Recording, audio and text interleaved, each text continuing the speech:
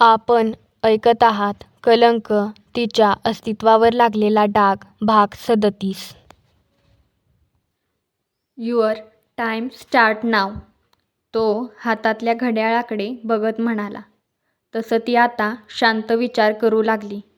2 मिनिटे संपली तरी ती विचारच करत होती. Time over. उत्तर काही आले नाही. म्हणजे मी इथून जाऊ शकतो.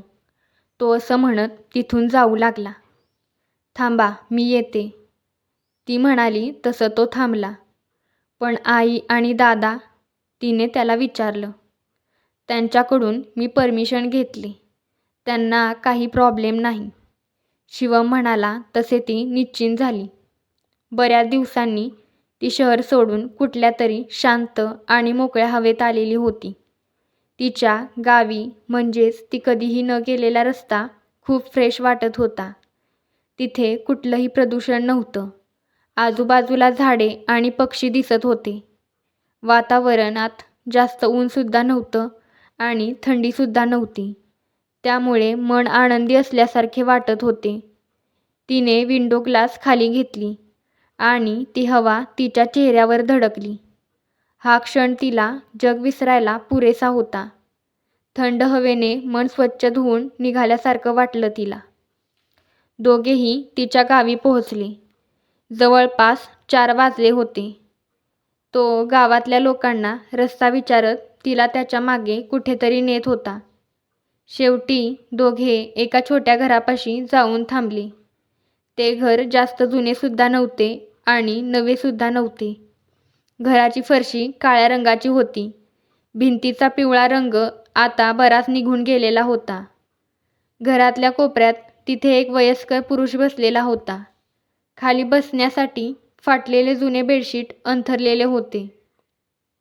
अशोक कडवे तुम्हीच आहात ना? हे अपरिचित नाव ती ओळखत नव्हती. पहिल्यांदाच ऐकल्यासारखं वाटत होतं. हो, ती व्यक्ती म्हणाली. कुमुद यांना ओळखता का तुम्ही? शिवमने त्यांना कुमुद यांचा फोटो दाखवत विचारलं. ती बाई नालायक आहे. तिला मी ओळखत नाही, ती व्यक्ती आता रागात उठत म्हणाली. तोंडाला जे येईल ते बडबडू नका. जेवढं विचारलं आहे तेवढंच उत्तर द्या. शिवम रागात म्हणाला. तू कोण आहेस? कशाला आला आहेस इथे? त्या व्यक्तीने रागात त्याला विचारलं. कुमुद तुमच्या कोण आहेत? शिवमने पुन्हा त्यांना विचारलं. ती नालायक बाई माझ्या आयुष्याचं वाटोळं करून गेली. तिच्यामुळे मी तोंड दाखवायच्या लायकीचा राहिलो नाही. ती माझ्यासोबत लग्न होऊन सुद्धा दुसऱ्या माणसासोबत पळून गेली, ती व्यक्ती म्हणाली. आता जर अजून खोटे बोललात ना तर जेलमध्ये टाकून इतका मारेन की खोटं तर लांबच पण शब्दसुद्धा तोंडातून बाहेर निघणार नाही. शिवम त्यांना रागाने म्हणाला. कोण, पोलीस आहेस की काय? त्या व्यक्तीने त्याला विचारलं. हो, DSP शिवम सबनीस. त्यामुळे माझ्यासमोर तुमच्या खोट्या गोष्टी चालणार नाही. आता पटकन आणि सरळ मार्गाने सांगा. कुमुद या तुमच्या कोण आहेत आणि त्यांच्यासोबत काय केलं तुम्ही? तो म्हणाला तसं ती व्यक्ती घाबरली. मी काही नाही केले साहेब. तिच्याशी माझे लग्न झालेलं होतं, पण मी काहीच केलं नाही. आता त्यांनी त्याचे पाय पकडले. दारूच्या नशेत स्वतःच्याच बायकोला काही पैशांसाठी विकताना लाज नाही का वाटली? त्याने विचारलं तसं त्यांनी त्याचे पाय सोडले आणि त्याच्याकडे घाबरलेल्या नजरेने बघू लागले. देवाक्षीला समजत होतं ही व्यक्ती आपले वडील आहे आणि तिच्या आईचा आणि समोर असलेल्या व्यक्तीचा संबंध आहे. पण तिला त्या व्यक्तीबद्दल काहीच वाटत नव्हतं, कारण लहानपणापासून तिला वडील या शब्दाची ओळखच नव्हती. तुम्हाला कसं माहीत? त्यांनी उठत विचारलं.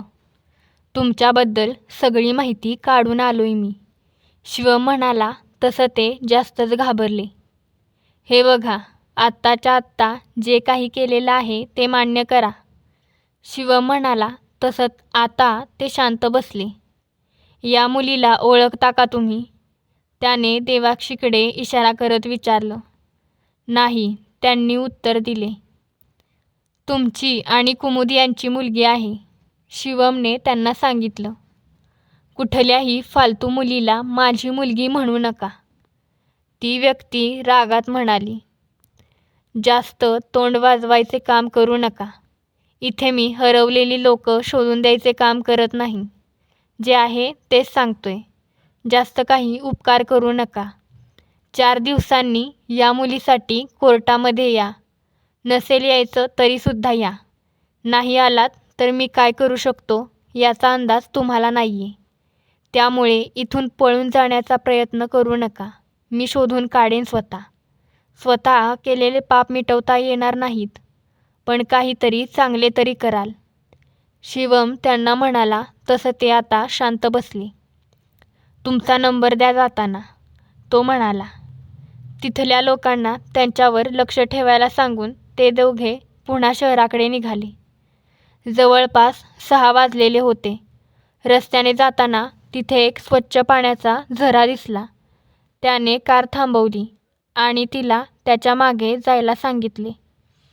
तिने सुद्धा त्या थंड पाण्यात आपले पाय सोडले.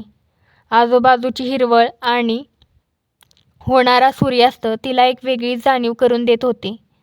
आजचा दिवस असाच गेला, पण काहीतरी पश्चाताप करून देत होता. सूर्यास्त तिला म्हणत होता, आयुष्यात आता काही राहिले नाही. सगळं संपून गेलेलं आहे. घरी जाणारे पक्षी तिला तिच्या अर्थ न राहिलेल्या आयुष्याची आठवण करून देत होते. तिथली थंड हवा तिच्या मनावर दडपण आणत होती.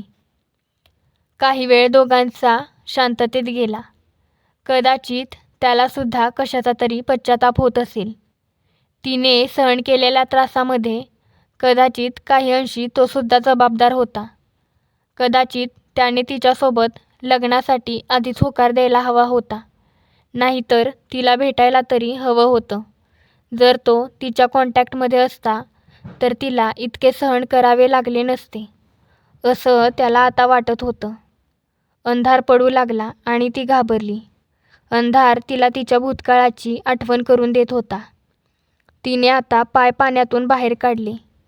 तिचा चेहरा आणि मन अस्वस्थ दिसायला लागले. काय झाले? काही त्रास होत आहे का? शिवमने तिला अस्वस्थ बघून विचारलं. कधीकधी काही गोष्टी घडून गेलेल्या असतात, पण त्यांचा इम्पॅक्ट आयुष्यभर त्या व्यक्तीच्या मनात राहतो, तिने त्याला उत्तर दिले. खरंच, तो सुद्धा हताशपणे म्हणाला. असं वाटत आहे माझ्या जिवंत राहण्याला काहीच अर्थ नाहीये. तर मग हा सगळा खटाटोप कशासाठी? जेलमध्ये राहिले आणि बाहेर राहिले तरी एकच राहणार आहे. लोकांमध्ये राहून सुद्धा मलाच कैदी असल्यासारखं वाटतं, ती त्याच्याजवळ म्हणाली. कधीतरी त्या भूतकाळातून बाहेर येणं गरजेचं आहे, त्याने तिला समजवण्याचा प्रयत्न केला.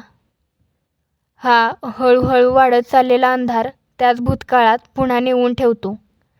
आता इथून पुढे सुद्धा अंधारच आहे अशी जाणीव करून देतो, ती त्याला म्हणाली. जेव्हा पूर्ण अंधार असतो तेव्हा आपल्याकडे काही गमावण्यासारखेच नसते. भीती असते, पण आपल्याला सकाळ होण्याची सुद्धा आशा असते. सगळ्यात जास्त आनंद आपल्याला तेव्हाच होतो जेव्हा हा काळोख मिटून प्रकाश आपल्याला दिसतो. शिवम तिला फिलॉसॉफल गोष्टी करत म्हणाला. पण हा अंधार सगळ्यांच्या वाट्याला येतो. जो माझ्या वाटेला आलेला आहे तो खूप कमी लोकांच्या येतो, ती अगदीच हताशपणे म्हणाली. पण या अंधारातसुद्धा उद्या सकाळ होईल हा आशेचा किरण असतोच ना? त्याने सुद्धा त्याच शब्दात उत्तर दिले. मला संग्राम रिलेटेड काही विचारायचे आहे. If you don't mind can I ask? त्याने तिला विषय बदलत विचारलं. तसं तिने मानेने होकार दिला. संग्रामचा खून झालेला तेव्हा दाराच्या फिंगरप्रिंटशी तुझे फिंगरप्रिंट मॅच झाले नाहीत, कारण ते रणजितचे फिंगरप्रिंट आहेत, तो म्हणाला. कसं शक्य आहे हे? तिला प्रश्न पडला. त्याला मारताना तू किंवा आईने त्याचा गळा दाबला होता का? शिवमने पुन्हा तिला विचारलं. नाही, मी असं काहीच केलं नव्हतं, ती आश्चर्याने म्हणाली. सो हाऊ इट्स पॉसिबल की पोस्टमार्टम रिपोर्टमध्ये त्याच्या व्होकल कॉर्ड ब्रेक झालेल्या आहेत. तू चेक केलं होतंस का? तो पूर्णपणे डेड झालेला आहे. शिवमने तिला पुन्हा विचारलं. त्याला मारलेलं होतं तेव्हा तो बेशुद्ध पडला होता. नक्की जिवंत होता की नव्हता एवढं स्पष्टपणे मी सांगू शकत नाही, देवाक्षी म्हणाली. जीव खाऊन मारले होतेस का? त्याचा पुन्हा प्रश्न. त्यावेळी माझ्याकडे जास्त शक्ती राहिली नव्हती. मी उभी राहू शकेन एवढेसुद्धा माझ्यामध्ये एनर्जी नव्हती. पण माझ्याकडे होता नव्हता तो सगळा जीव एकवटून मी मारलं होतं त्याला, देवाक्षीने उत्तर दिलं. कदाचित तू तिथून गेल्यानंतर तिथे कोणीतरी आलेलं, तो म्हणाला. तसं तिने डोळे वर करून बघितलं. कसं कोणी येऊ शकतं? तिने आश्चर्याने त्याला प्रश्न विचारला. मे बी तो रणजित असेल. नाहीतर विचार कर, रणजितनेच तुझी केस पुन्हा का चालू केली असेल? शिवम तिला म्हणाला. मला यावर विश्वास बसत नाही. त्याला काय मिळणार होतं त्याला मारून? देवाक्षीने शिवमला प्रश्न विचारला. ते तर माहीत नाही, पण जर हा या केसमधला लूप होल असेल तर असं समज या केसमधून तू बाहेर पडलीस, शिवम देवाक्षीला म्हणाला.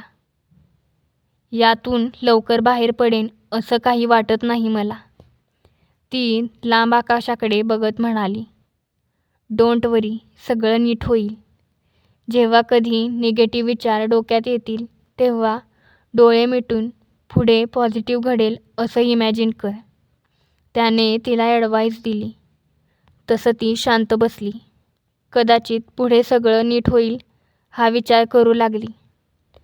या जगात कित्येक अशी लोक आहेत जे कोणत्या तरी संकटात सापडले आहेत. कदाचित आपल्यापेक्षासुद्धा त्यांच्यावर मोठं संकट आलेलं असतं.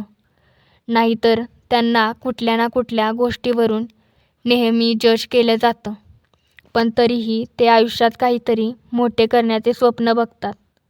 आणि जेव्हा ते यशस्वी होतात तेव्हा लोक त्यांचे व्यक्तिमत्व बघतात. जेव्हा त्यांना तुझे बॅकग्राऊंड कोणतं आहे, तू कशी आहेस याशाची काही देणं घेणं नसतं. त्यामुळे स्वतःच्या ग्रोथवर लक्ष दे. जो समाज तुला आज जज करत आहे तोच समाज तुझ्यासाठी टाळ्या वाजवेल. त्यामुळे तुझ्या करिअरवर आणि मेंटल हेल्थवर फोकस कर, शिवम त्याचा अनुभव तिला सांगत म्हणाला. जे करायचं होतं ते राहून गेले आणि आता काही करण्यात इंटरेस्ट राहिला नाही, ती अगदीच डिप्रेशनमध्ये गेल्यासारखं म्हणाली. इथे जन्माला आलो आहोत तर काहीतरी ध्येय आणि उद्देश ठेवायलाच पाहिजे, नाहीतर आयुष्य असंच वाया जाईल नाही का, तो हसत तिला म्हणाला. यावर तिने डोळे घट्ट मिटून पुन्हा उघडले. चेहऱ्यावर एक ऑकवर्डनेस दिसत होता. हळूहळू अंधार होत चालला होता आणि तिला अस्वस्थ वाटायला लागले. मला वाटतं आपण आता निघायला हवं, देवाक्षी त्याला म्हणाली. थोडा वेळ थांबूया, इथे छान वाटत आहे, शिवम म्हणाला.